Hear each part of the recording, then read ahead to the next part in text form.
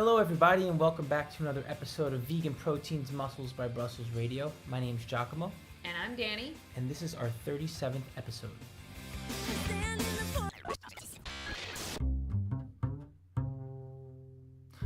So we haven't really mentioned this publicly yet, but we just changed the whole entire layout of our site and our logo, actually. Yeah, we did. It's we haven't sent a newsletter out about the changes or anything like that, but yeah, it's up if you want to take a look at it.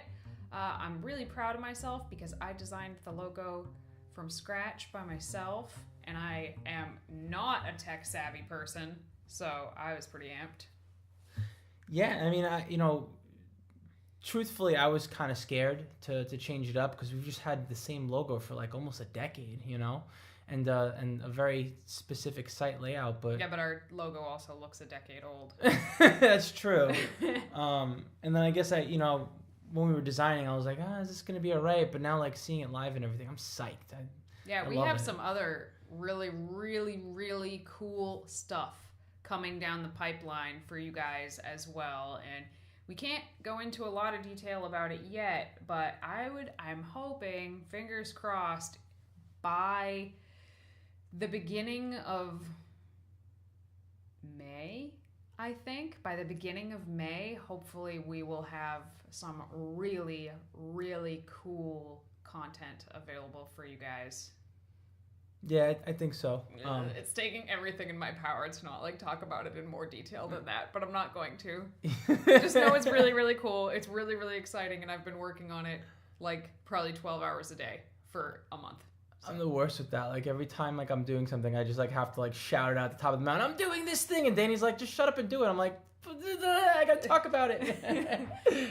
Anyway, so if you do get a chance to check out the site, let us know what you think about it, yeah. Or if there's anything you want to see. There's still some little tweaks we need to make to it that we know about right now, but yeah, check it out. Anyway, thanks for tuning in, guys. We were gone for 2 weeks on the vegan cruise, which is actually what we're going to be talking about today. So this is not fitness specific, but it is vegan specific. So we're going to talk about that. But we got back, and then we got smashed with a nor'easter and had our power knocked out for several days. At least we got that break in the Caribbean before we came home and sat in 25-degree house for 2 days. Don't you worry, though. Tomorrow we're going to get a second nor'easter in 2 weeks. Hooray for us. I think this is the thing about New England. I love New England. I was born in New England. I've spent almost all my life in New England, and I really love having 4 seasons. The thing about winter, though, is, yes, it's hard, but it seems like every year the really bad storms come later and later and later. So when you're totally ready for it to be spring, that's when you get pummeled. That's when you get nailed with a storm that ruins your life for a couple weeks. And I think that is the really frustrating thing about it. If this happened in January or December even, I think we'd all be more oh, winter is so funny in its weird ways. But by now we're just can it just not? Can we just not have a foot of snow and no power? Maybe? Cool. But I think it's just too damn cold in December and January to actually have a storm like this. Big misconception is that it's the most cold when there are storms, but actually when it drops into the negative degree Fahrenheit arena, it's usually too cold to precipitate. So we don't usually have storms when it's that cold. So now that it's warmer, around freezing, we get nailed. Anyway, I digress. So let's talk about the cruise, 𝐬𝐿𝐿. Jeez, I don't even know where to begin. This cruise was just one of the best experiences of my entire life. And, going into it, until you experience something firsthand, I think it's tough to really know what to expect. I just thought to myself, well, this is going to be a really cool trip, and I don't really know much about it. But then I feel like the second I got on the ship, my mind was blown, before we even did anything. So we should preface this with the fact that neither of us has ever been on a cruise before. Yeah. So when we were asked to be presenters on the vegan cruise, I don't want to say we were hesitant, because vegan cruise, we're knowledgeable enough to know, well, that sounds pretty cool. And Robert Cheek, one of our best friends, has been doing it for 8 years, and he's always said like, "Oh, you guys should come," but not knowing what to expect, it's hard. It's a hard sell because it's not. It's a hard sell because it's fairly expensive, and if you don't know what you're getting yourself into, it's hard to put that amount of money there. But when they asked us to be presenters, we had no reason not to, but we still had no idea what to expect at all. But as soon as we got to the port in Miami, which is where it left from, I was just blown away by the actual size of the ship. And everybody said that, oh, it's so big. You don't even understand how big it is until you see it. Like, it's so big. And how many times can you hear that? Yeah. But then when you see it, you're like, oh my God, it's so big. So that was our first experience on it. But the ship itself is crazy. I mean, just looking at it from the outside, you start to think to yourself, what the heck is going on that ship that it is so enormous? Yeah. But then on the flip side, once you're on it, it doesn't even make sense how there can be that much stuff in a boat in the water. Like, it's just the strangest experience. But it's a beautiful ship. I'll be the layout a bit confusing. Beautiful, beautiful, beautiful. There's things in there that I would never, ever have expected, like a movie theater, a bowling alley, multiple bars and nightclubs and restaurants, a casino, a piano bar, a glass elevator, a pool, 2 pools actually, a gym, a spa, like a dozen basketball jacuzzis, court. a basketball court, Keeps going. a water slide. I know I'm forgetting stuff. A huge cafeteria. Kids' room. Yeah, a kids area, a teenagers area, an arcade. Some virtual reality race car driving experience that we apparently missed, but I guess that's on there as well. Yeah, because why not, right? And like hundreds and hundreds of rooms. So we get on this ship, and it was interesting because you have to like go through security to get on the ship, which totally makes sense. Like, you're leaving the country. But I guess it's just not something that I thought of. As we got on the ship, it took us from the time we set foot on board to the time we actually walked to our room, like almost 15 minutes. Yeah. It was crazy. And I'm walking, and I'm like, how is it possible? How is it possible that I'm still walking to get to my room? But you drop your bags off before you get on the ship, and they're like delivered to your room, because I can't imagine carrying. I lift and everything, but like that's a long way to carry all your luggage. Anyway, so the boat itself is crazy, and we were at the very back of the boat and had a really huge balcony, and we were next to Robert and James Aspie on one side and High Carb Hannah on the other side of us. So it was a pretty neat experience just being on the boat. I guess one other thing I would say that I found pretty cool about the boat itself was that with all of the people on the ship, you would have thought that it would have been crowded all day and night, but it seemed like there was, it seemed like you could find like your own little private nook somewhere, no matter what time of the day it was, and I thought that was kind of neat too. So I thought to myself, like, oh man, there's several thousand people on the ship. Like, you're not going to get any, let's say you need some space for whatever. But no, I mean, like, there's just so many things to see and do that it's pretty spacious. And then the other thing is, like, even with everything on the ship itself, it didn't feel like congested, like just the layout of it, if that makes sense. Yeah, no, I agree. And I was hesitant about a cruise ship in the first place because, like, you guys know me, and I'm a pretty introverted person, and I definitely need my space and my alone time. And being on this ship, this vessel with 4,000 people, plus the crew, so probably closer to like 6,000 people, without being able to get away, I was nervous that was going to be really challenging, and being a presenter on top of that. But it actually, I didn't find it to be stressful or anxiety inducing. really at all. A little confusing at first because it takes a little while to get your bearings of the ship's layout, but not stressful. So let's talk about the actual vegan part of this cruise, right? So you hear vegan cruise, and just to clarify any misconception. So this cruise started like 15 years ago, I believe, and it started as a macrobiotic cruise, not a vegan cruise. And it was just a small group of people that were served macrobiotic food, like as a group on this ship of many, many people. So they were a small group on a huge ship. Mm-hmm. And over the last 15 years, it's grown to this year, there were 2,000 of us that were with the Holistic Holiday at Sea, which is the name of the company that hosts the vegan cruise. So a lot of people think, and I thought as well, I hear, oh, vegan cruise, the whole ship is vegan. The whole ship is not vegan. But this year, there were 2,000 of us, which made up a little bit more than 50% of the whole cruise goers. So when you're in the cafeterias and stuff, you're still sharing the cafeteria with people who are not with the vegan group. So you will still see non-vegan food, but half of the cafeteria is designated to the Holistic Holiday at Sea. So it's designated to the vegans.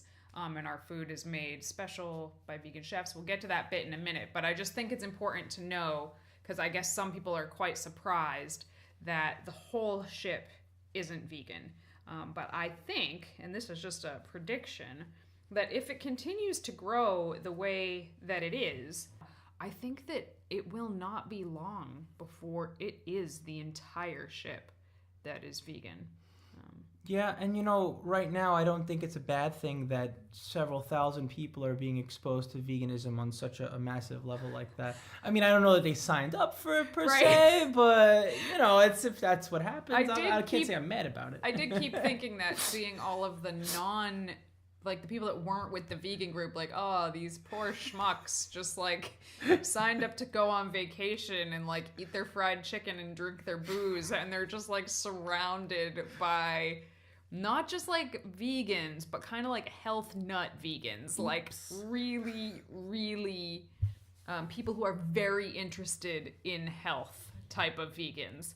I don't know how they must have felt about it, but you're right. That's a lot of people who are stuck on a vessel and exposed to this lifestyle. So I guess that's pretty cool when you think about it. Yeah. The biggest surprise for me was the quality of the speakers. I think that just a vegan cruise where people get to go on vacation and actually eat 3 meals a day that are vegan would be enough of a draw to a cruise, really. Really, you get to sail through the Caribbean and eat vegan food? Okay, where do I sign up? But on top of that, there are presenters, which is what 𝐬𝐿𝐫𝐿 and I were. And we were very, very honored to be a part of it, and definitely the little dog. We were the little fish in the big sea for sure, because some of the presenters that were there were just literally gods in the vegan community, basically. The pioneers of so many aspects of the vegan community were presenters on this ship. So people like T. Colin Campbell, Dr. Michael Greger, Rip Esselstyn, Ingrid Newkirk, Jean Bauer, and then Neil Bernard. Dr. Neil Bernard was there, and he was a really good speaker too. And then people who are still really big deals. There were tiers of people, it seemed. James Aspey, Robert Cheek, No Meat Athlete, Matt Fraser. Am I forgetting any really important people? I'm sure I'm forgetting a lot of really important people, because there were so many presenters, world-renowned massage therapists and qigong type of people, and acupuncturists and estheticians and hairdressers that were all doing these one-on-one appointments.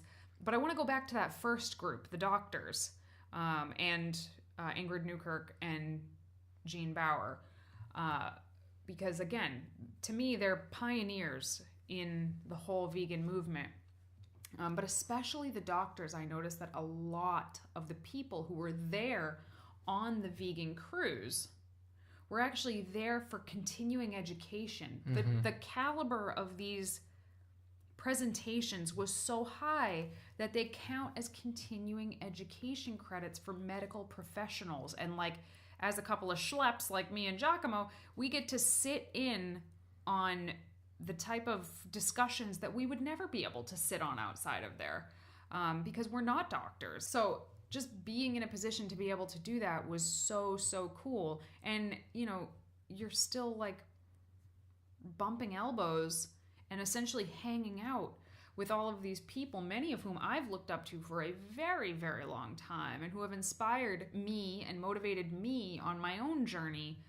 And then to be there and be a part of that, and also there to like help, you know, teach and inspire others was really quite an honor. I mean, more so than the size of the ship, I think what overwhelmed me a lot, especially as being one of the presenters, was seeing the itinerary. The second we got to our rooms, we took a look at the pamphlet showing all the lectures and the presentations and the workshops and the fitness classes. And I mean, it's like over 150 lectures alone, even though you have 2 weeks. I mean, like, between that and the workshops and the fitness classes and everything, there's literally from sun up to sundown and well into the night.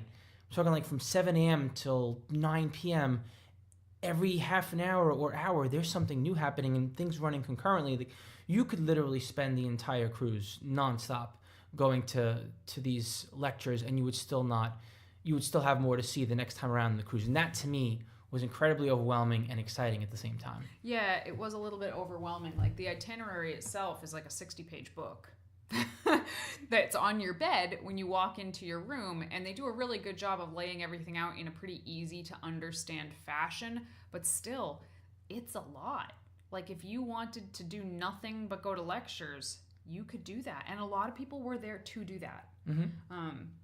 So yeah, it's pretty interesting. So I was really excited to be invited, not just, you know, it was an honor to be on one of the lectures with the Q&A panel, but for athletes. But to me, like, being able to teach classes was very rewarding. I mean, my passion, my life is not only veganism, it's fitness, you know, and helping others realize their potential. And basically, you know, to reach people, to reach as many people as possible, like, we're online coaches, right? And that's all well and good, and it's nice, and we can connect with people on a personal level that way and directly. But we don't get to coach people in person. We don't get to work with people or train people in person. But on the ship, we did. And then afterwards, we got to hang with them, which to me was just amazing. You know, it was the icing on the vegan cake, so to speak. So I got to teach some boot camp classes, some AM boot camp classes, which was lots of fun, actually. I wasn't sure, you know, how it would go, because it's not like it's something I do every day. But, you know, I just thought to myself, well, you know, I could treat this as if I'm going to a gym, and instead of having a training partner, the whole gym, like, we're all training together. And that's kind of the way I looked at it. And I just had a blast. You know, it was just so much fun teaching some boot camp classes in the mornings. And I also taught some classes, and I designed them to be specifically for women, to strength train. So obviously we weren't training in a gym, although there is a gym on board. That's not where the fitness classes were held. So I designed a resistance band workout that takes about 45 minutes and taught it to women, which is my favorite demographic to work with anyway. And I feel like most women are really afraid to lift weights, or a lot of people have bands already and they just don't know how to use them. So I wanted to teach them all the things you could do with a band and how to train yourself head to toe in a short period of time, especially because these women are obviously travelers. So it's a really easy workout to take with you. And that was just really, really inspiring to me, because the demographic on the ship, I don't want to say it's totally different from the types of people that I normally train, because I do train people of all ages. But in general, the demographic of the cruise goers was a little bit older. I would say probably, I can't really quantify it, but I would say at least half of the cruise goers were 50 or older. Mm-hmm. Is that? That's a fair estimate, yeah. And it's just a guess, really. So yeah, there were some more mature women in the class who, maybe had never even picked up a band before in their life, and they were super enthusiastic and worked really, really hard. So that was really cool. We also we were on the athletes panel with Robert Cheek, Matt Frazier of No Meat Athlete, 𝐸𝐮𝐬𝐫𝐞, and Larry Krug. So it was us and Robert, who do similar but different things. Matt Frazier, who's more into the endurance training, the running. 𝐸𝐮𝐬𝐫𝐞, who is really, really cool. A yoga teacher, but she also is a stunt woman, which is crazy cool. And then Larry, who specifically works with cancer survivors, right? People going through cancer treatments, and generally an older demographic in general. So quite a wide variety of vegan athletes. So that was a really cool panel as well. Something I really enjoyed about the panel was the fact that although we all came from very different backgrounds and we have different approaches in general, because we work with different people, I would say, within the vegan community, it seemed like we were all pretty much on the same page with a lot of our answers to fitness-related questions. So I enjoyed the fitness panel, actually. Yeah, it was a lot of fun. And I also was able to go to a few lectures. I did see Matt Frazier's talk about the 7 foods, I think, that he eats every day. And that was really, really good. And that was a packed house. And also I went to one of James Aspie's talks as well about how to communicate veganism to non-vegans in a more effective way. And basically approaching non-vegans from a place of compassion to get them interested in the vegan lifestyle rather than just like being the stereotypical angry vegan. And it was just really, really great, super inspiring, in addition to the other health lectures that we went to. What about that one lecture that we went to? It was like, what was it? Gene Bauer, Dr. Jonathan Balacombe, Dr. Neil Bernard, And Ingrid Newkirk. And we were like, just thinking like collectively with this group of four people. Mm-hmm. Those 4 humans standing in front of us, just like the sheer magnitude of their impact on this planet. Like they've literally like defined veganism as it stands today and have done so much. Well, it was an animal rights panel, and it was the 4 of them sitting up there, and the first question was like, what's your favorite thing that you've contributed to animal rights in your lifetime? And it was like, Neil Bernard is like, well, we got them to stop testing on chimps in medical facilities. And the next one was like Ingrid, and she was like, we got them to stop testing on animals in car crashes and replace them with car crash dummies. Like, shit I didn't even realize was a thing because they stopped it. And it's like, oh my God, like I am so happy when someone tells me that they went vegan because of something I said or like some way that I inspired them. But these people in front of us are like people who have literally changed the systems in which we live. And like, no, it's not perfect. No, we have a really long way to go. But how many of us can say, well, I got the entire nation to stop testing cars on dogs? Like, what? Or like crazy or like, stuff. I changed the way the World Health Organization relays information to the entire globe, basically. Yeah, just fascinating and like humbling in a really, really good kind of a way. Yeah. I got all the feel goods at that particular talk.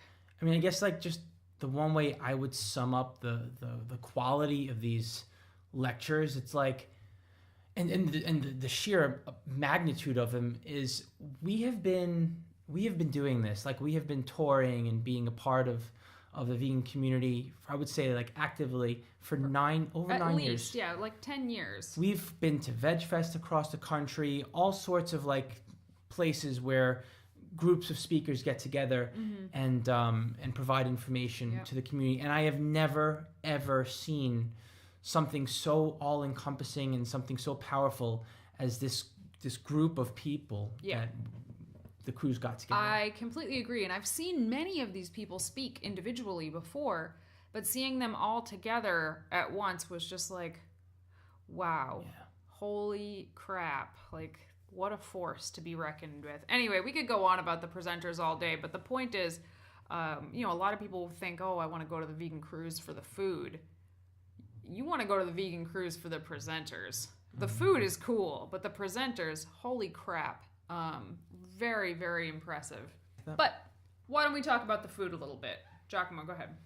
Well, for one, I appreciated the fact that the food, you could get food pretty much whenever you wanted, which was nice to me because, like, let's say you wanted to go to a lecture and you couldn't be there for lunch. There were multiple options. You know, you have an option for a sit-down breakfast, lunch, or dinner, or you could go to the buffet. So we actually never went to a full sit-down breakfast. We just went up to the buffet for breakfast. And breakfast, generally, at the buffet, apparently they were fancier in the sit-down breakfast, but we never did it. Breakfast was usually some kind of a cooked grain, like oatmeal or millet or quinoa, some kind of fruit compote, whether it was like pears or raisins or prunes or figs or dates, lots of bagels, toasts, vegan spreads like peanut butter, almond butter, jellies, cream cheese. They had some vegan follow your heart. Yes, follow your heart slices that were there, and then lots and lots of fresh fruits and vegetables. For breakfast. They also, because I think this cruise has macrobiotic roots, always had miso soup for breakfast, which I thought was really interesting.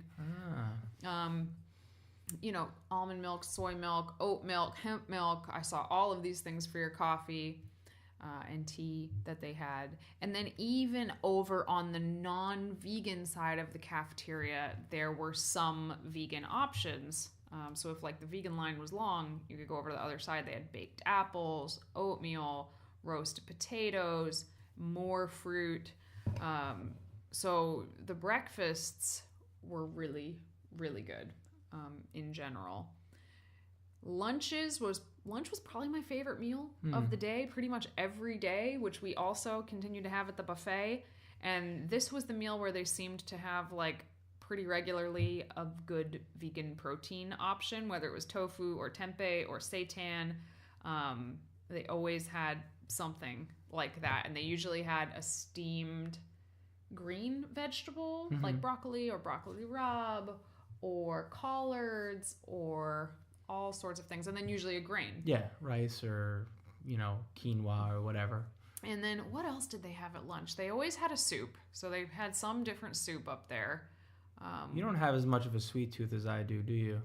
Oh, they had dessert, Danny. They had dessert every day. Well, I was on prep. True. So we'll talk about that in a minute. But yes, I did have some desserts, but I am on prep, so my food was a little bit limited. Anyway. But I did have a couple of those desserts, and they were really good. Yeah, they were. More fresh fruit. They always had salad for lunch, and some kind of a dressing. Yes. So you definitely weren't going hungry. And then dinner was full sit-down 5-course meal. So an appetizer, a soup, a salad, an entree, and a dessert. And because it's 5 courses, the courses are pretty small. But you could ask for seconds, which I don't think a lot of people knew, but we knew. Sometimes thirds. Or in Giacomo's case, sometimes thirds. And this was fancy food. Yeah. Really, the kind of food you want to take a picture of because it's just as pretty as it probably tastes to eat. So I wish I had some really good examples. There was an eggplant parm one night, a stroganoff that was super good one night. So many different soups, so many different desserts. And every night it was so different. 5 courses at dinner times 10 days. That's 50 separate dishes that, you're getting to try, that these world-renowned chefs have come on board and basically taught the MSc Divina staff how to cook. And it was really good. From a bodybuilding standpoint, I would say it's very different than what we eat at home. Yeah. It was very different than what we eat at home. And I'll talk about how, because I know that some people had some thoughts about this. So when you look at like the doctors who were talking, Colin Campbell, Michael Greger, Neil Bernard, in the past, Dr. Esselstyn has been there. A lot of the people who come out to see these doctors are people, again, well into their 50s, sometimes way beyond their 50s, who are there to learn about reversing their heart disease and reversing their diabetes. So there is a very strong trend on the ship towards low fat or oil free. There's also a lot of people who are very, very interested in health, more so than like ethical veganism. So there's like soy-free and gluten-free options available pretty much all the time as well. And then there's just what they called regular, which is just like regular vegan. So we went with the regular vegan options pretty much all the time. A couple of the dishes were a little bit bland, but most of the dishes were very, very flavorful, and good enough to ask for seconds. And overall, I mean, I mentioned I was on prep, and I did bring my food scale with me, and I did bring my floor scale with me so that I could keep track. And I was on a diet break, so my carbs were a lot higher that week, but my fat was actually set really low. So this low-fat type of food kind of worked out in my favor. But the point was, on board, my food scale and my floor scale did not work because you're on a moving boat. So I couldn't get an accurate reading of anything. So it made tracking super, super hard. And I had to really try to... and there was like limited Wi-Fi because you're in the water. So I couldn't even really track my food in MyFitnessPal without having to like buy more Wi-Fi. So I had to tally what I was eating in my head as closely as I could. And it was very challenging. So I just had to be very mindful of my hunger cues, my fullness cues, pay attention to what it felt like I had eaten. Like, because I track my food so diligently all the time, I know what it feels like at the end of the day to have eaten 300 grams of carbs. Like, I know what that feels like for me. So I had to pay attention to that. And the crazy thing is, I lost 5 pounds on this ship during a diet break, between the food being super healthy and pretty light in calories comparatively to like standard American food for sure, but even light in calories compared to what we normally eat at home. And then we decided to take the stairs everywhere. So sometimes there are elevators everywhere, but we decided to take the stairs. So sometimes you're walking from the 4th floor to the 16th floor multiple times a day. One day I tracked over 100 flights of stairs walked. So between the extra activity and the food, even on a diet break, trying to eat more than double what I've normally been eating, I still lost 5 pounds. And I think that I heard many people say, like, I think I might lose weight on this cruise ship. And I don't think that anybody was eating conservatively. They were eating the food that was provided amply. So, you know, just something to keep in mind. If you're like an ectomorph who's trying to gain weight and you want to go on this cruise, I don't know, maybe like bring a jar of peanut butter with you. Or what you could do is, since a lot of the food is lower fat throughout the day, is just make an effort during each meal to just kind of grab the nut butters or the nuts and seeds. Yeah. And, you know, maybe just have a couple tablespoons of that on some slices of bread. You know, you could always go to town on desserts if you want, but if, you know, sweet stuff is not your thing, you can just grab the nuts and the seeds. Well, they also had pizza out all the time. Yes. This was the only thing that was out until like any hour of the day. I think maybe even in the morning. I don't know. I didn't check, but pretty much every hour of the day there was vegan pizza out. And it was a very simple pizza. It didn't have like vegan cheese on it or anything. It was just sauce and vegetables, but it was out 24/7. Yeah. And I made a concerted effort to like check back just to see how readily available the pizza was. And it was like, no matter what, no matter how many pieces you grabbed, there was always another pie. And I say pie, but pizza pie, whatever. There was always another pizza pie ready to go out immediately. So you know, you were not going hungry on this ship. And if you wanted to make sure that you were eating to bulk, like, you could You just have to be a little mindful about it. Yeah, and especially because your activity was probably going to go up because it's a lot of walking, Mm-hmm. more than I expected on a boat. But also, I want to say like every other night, there seemed to be a party on the deck, which is where the pools, and that was kind of outside, and there's like a stage and a dance floor. But there was an ice cream social. 2. Another ice cream social, a pizza party. Yes. And this one did have vegan cheese. Yes. That the pizza party. There was a nacho party. Mm-hmm. There was a regular dance party. Yeah, there was 2. the regular dance party that had like hummus, I think. Hummus and pita. Anyway, the nighttime parties seemed to have slightly more calorically dense food, and they didn't even start until like 9 o'clock. Right. So, but if you went to breakfast, lunch, and dinner and had a slice of pizza and ate at the party afterwards, like you were going to get more than enough food for the day. Mm-hmm. So, yeah, it was pretty cool. There were restaurants on board, and rumor had it that every restaurant had a vegan option available, but we didn't go to any of the restaurants. We just went to well, I guess technically it was a restaurant, but where they were specifically serving the vegan dinners was in a restaurant. But there were other specific restaurants on board that we just didn't go to. We did get some fancy coffee drinks, like a couple soy lattes from the espresso bar. That's true. And there was a juice bar as well that we also didn't go to. But that place was bumping with 2,000 vegans on board. For sure. Yeah. Yeah, so I guess that's important to know too. Like even outside of the vegan themed events, there was no shortage of things to do on the cruise as well. You know, I mean, I think we spent several hours at the jazz bar just listening to different bands play. There was good entertainment on board. There really was. Mm-hmm. Yeah, and there was photographers doing photo shoots, which is a whole funny story. We thought we were just going to get a single picture snapped of us, and this guy put us through like a 20-minute full-blown photo shoot like we do in competition season. Yeah. It was crazy. And he got some really good shots of us too. I was like, what? Why are you working here? But then I saw what they charged for the photos and I was like, oh, never mind. You make bank, I'm sure. Yeah, so we haven't even touched upon like when the boat stops and when we get off. Oh, yeah. So we stopped at St. Thomas, St. Kitts and Nevis, Barbados, Martinique, and Guadeloupe. Yes. I've never left the country before for more than like 20 minutes. So this was amazing to me.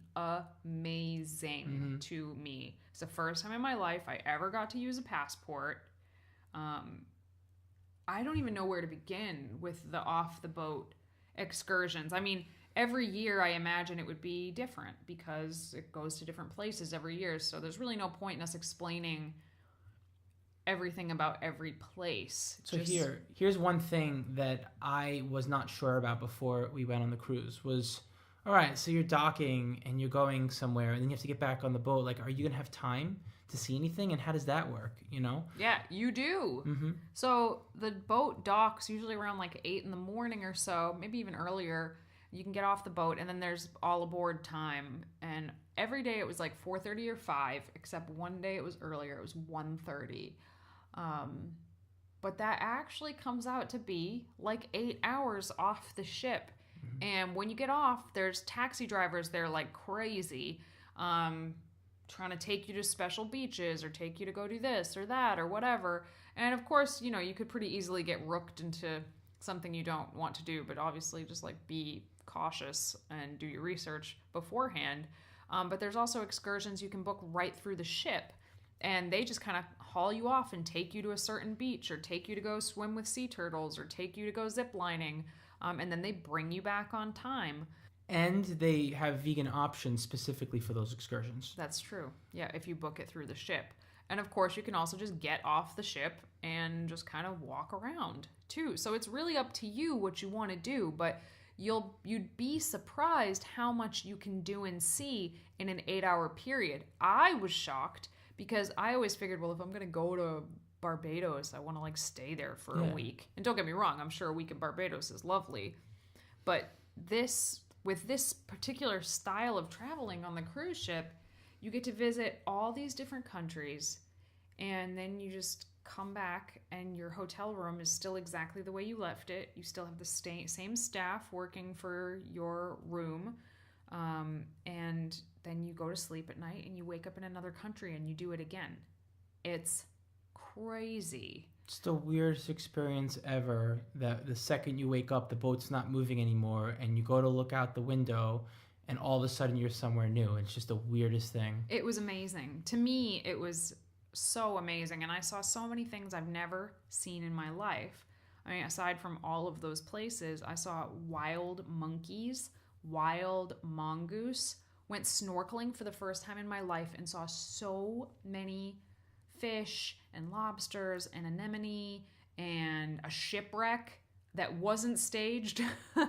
Stingrays, sea turtle, so many birds, lizards, crazy stuff that maybe it's not crazy to people who have traveled a lot, but to me it was just like the most incredible experience. And then I get back on a boat and like go hang with my vegan people again.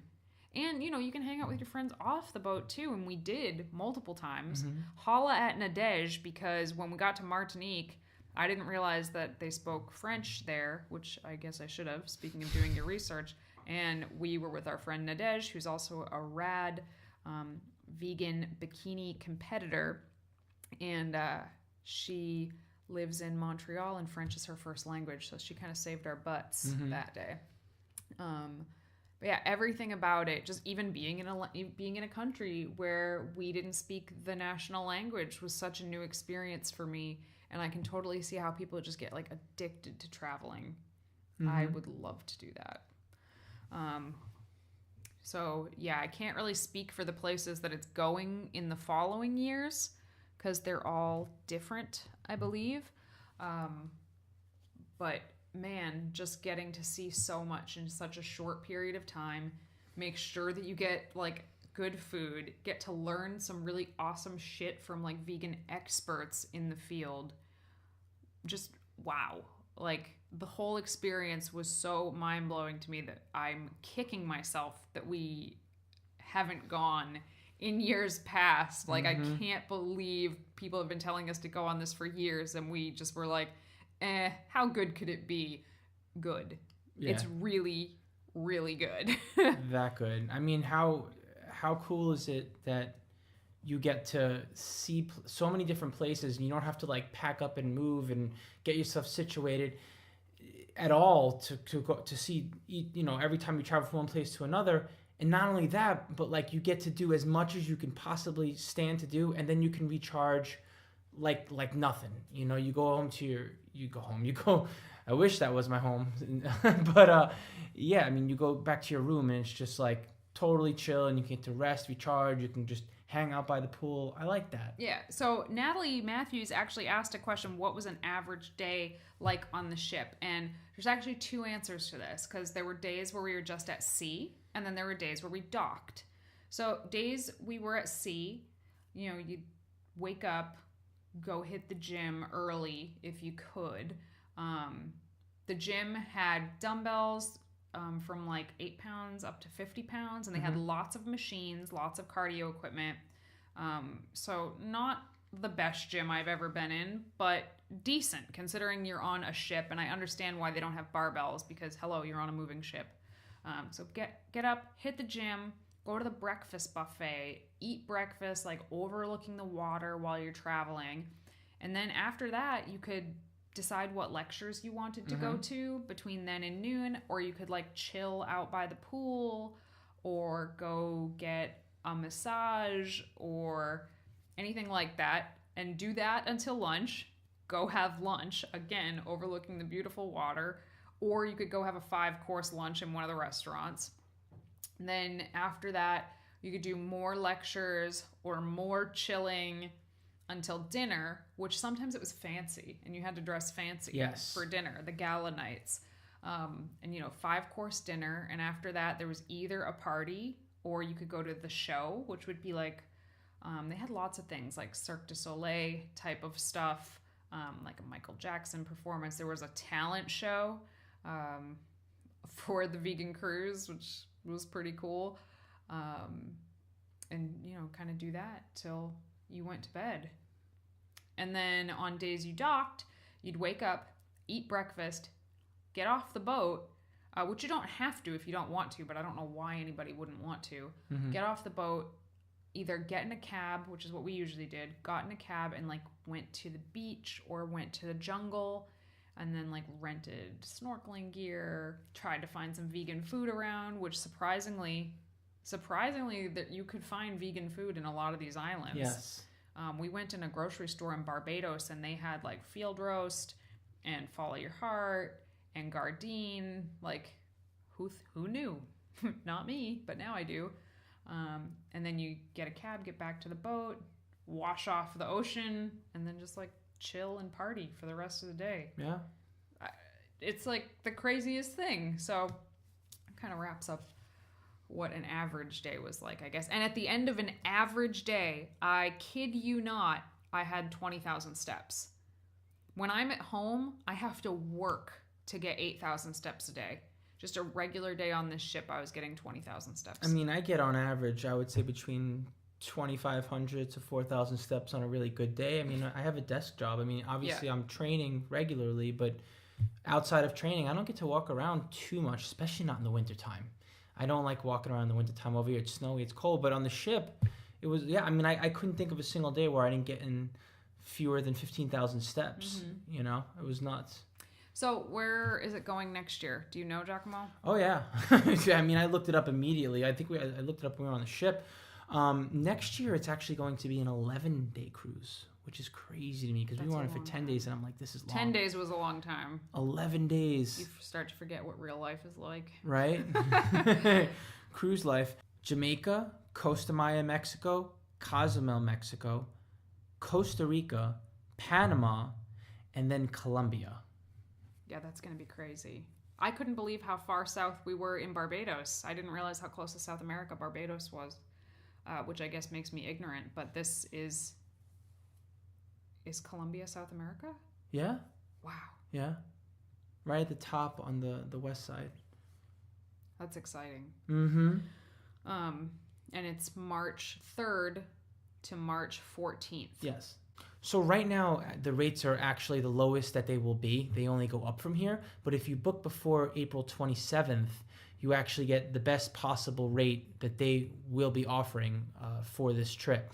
The neat thing about it is you don't have to pay for the cruise all up front. The only thing that you need in the beginning is the deposit, which is fully refundable, actually, which I think is pretty cool. So like, if this is something you're thinking about and you want to lock in the best rate possible, the deposit is $250, I believe, and then they don't take the final balance for your ticket until the end of November.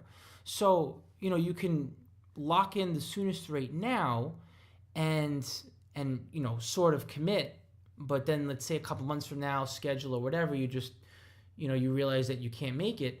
The deposit is still fully refundable all the way up until June, and then you don't have to worry about the final balance of the ticket until the end of November, which to me is pretty awesome because I feel like in previous years I had thought about this, but it's like, oh, it's a whole bunch up front and I want to try to find the best rate. Well, the answer to the question is the best rate is now, and then you get to think about it too, which I think is a pretty cool offer. And then the other thing, which is pretty neat, is if you mention VeganProteins when you book your trip, they give you $50 of onboard credit.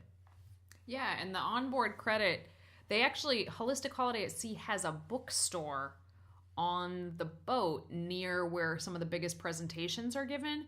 And the bookstore has a lot of really cool books by many of the presenters, but lots of other people too. And you can use the onboard credits for either stuff in the bookstore or for one-on-one consultations with a lot of these presenters.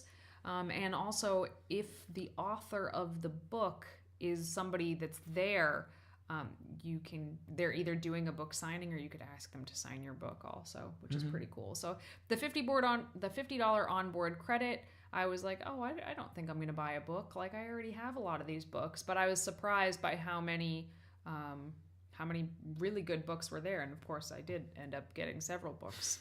And so did everybody else. And we are going to be giving incentives to people who do sign up to come on the cruise and mention vegan proteins when they do it.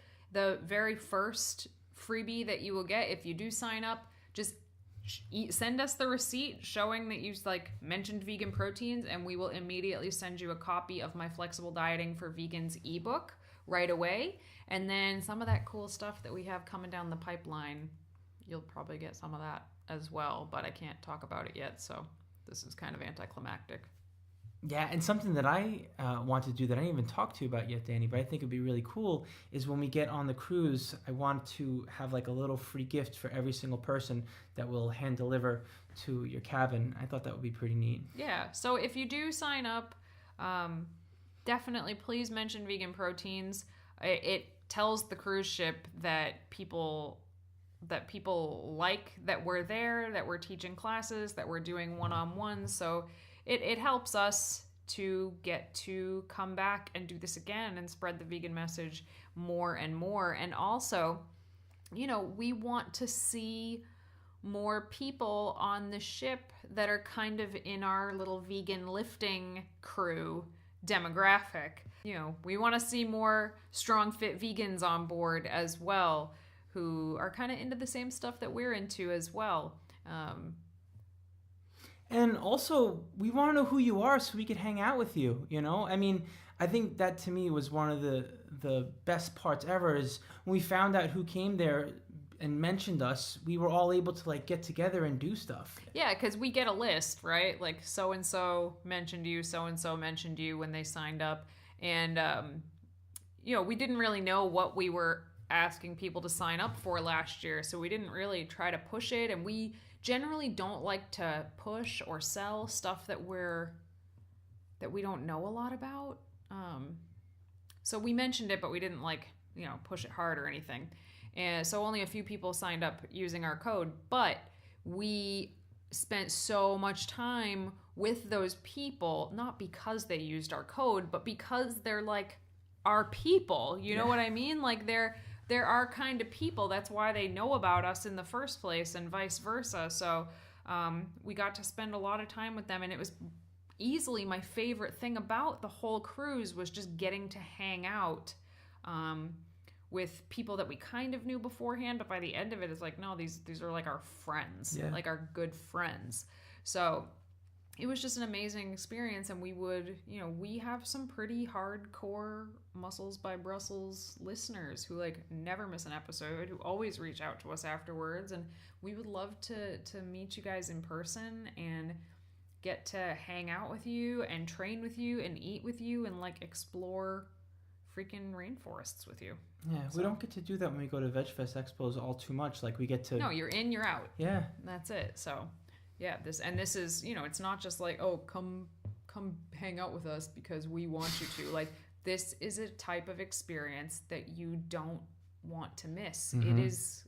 It is life-changing. So, if you've kind of been on the fence about it before, shoot, even if you don't mention us at all, go. You should go. Just go. Just go. Because it's that cool. So, anyway, we'll leave it there. We'll leave all kinds of links so you guys can check it out and see what you think. And also, I have a whole Instagram story highlights on my Instagram page. It's probably 30 videos long or something, but it's kind of through my eyes, the cruise through my eyes this particular year. So.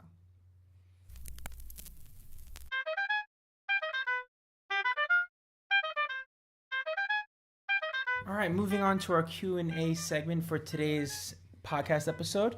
We got to bring it around to fitness somehow here, right? Yeah, right. I guess so. So I got a question for Danny. What can I do to get thinner thighs?